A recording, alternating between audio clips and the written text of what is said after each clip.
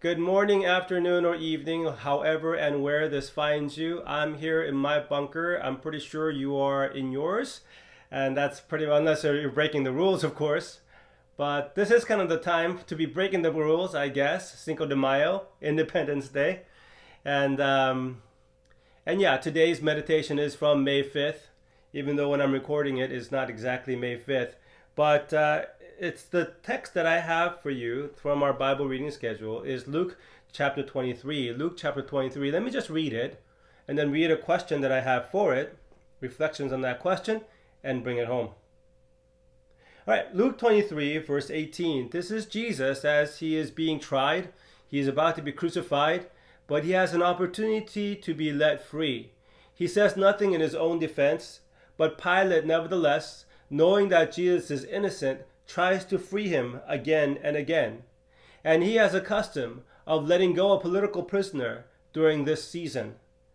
But they don't want Jesus. The Jewish leaders don't want Jesus. They want a man, Barabbas, to be free. Jesus could go free, but instead Barabbas goes free. So in essence, Jesus is dying in the place of Barabbas. Let's take a look at this. Verse 18, and they all cried out together, away with this man!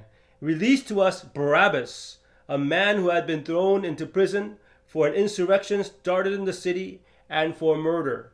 One more time, Pilate asserts that Jesus is innocent and that he should be let go. But when he realized that nothing was being gained by all of this, he decided to go ahead and have Jesus crucified.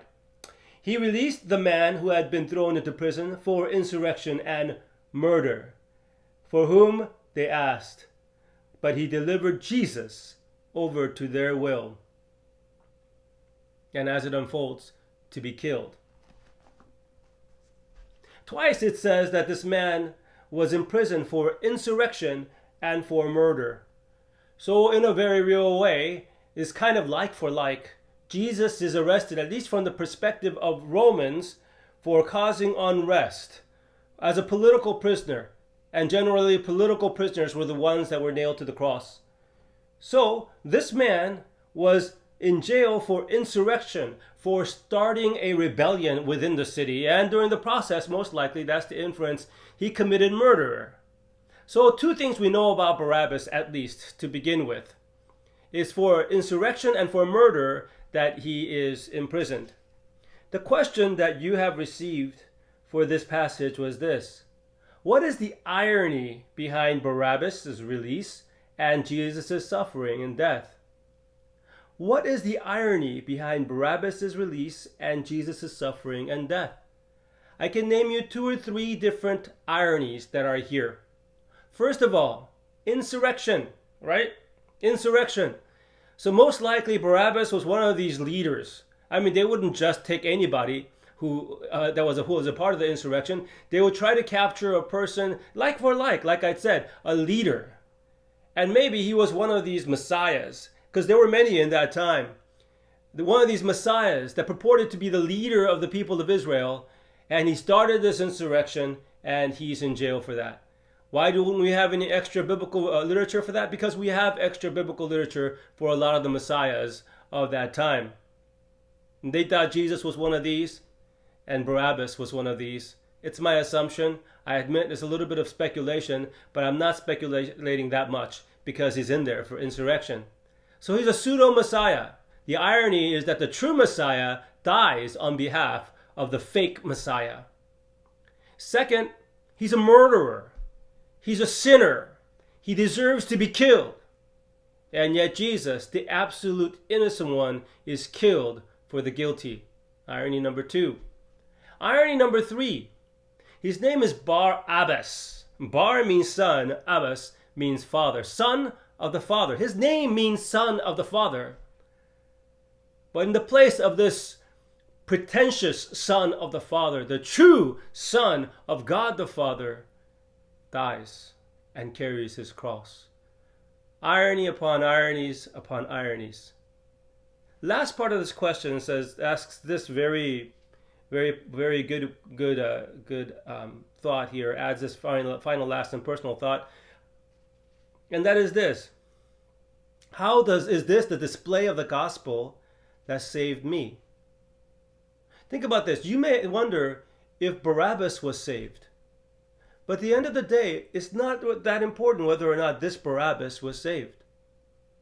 What's more important was that the true Barabbas, the son of the Father, was not saved but forsaken.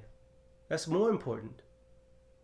And within that, what is very important is that we become sons and daughters of the Father through the rejection of the true Son of the Father, Jesus. We become Barabbases, true Barabbases, because Jesus, the Son of the Father, was killed for you and me. And this brings home the truth of the gospel so well. And now it is because Jesus, we have the true Father. I don't know if some of you or all of you are caught in the same house with your fathers right now. Others of you are going to have fathers who have already gone ahead. They're not with you anymore for a variety of reasons. For some of you, because they've already died, passed on. There's a wonderful passage, Psalm 27, that says, "When my father and mother forsake me, the Lord takes me in." The Lord is my Father. He is the father of the fatherless, the husband of widows. That's true, because Jesus was forsaken for us.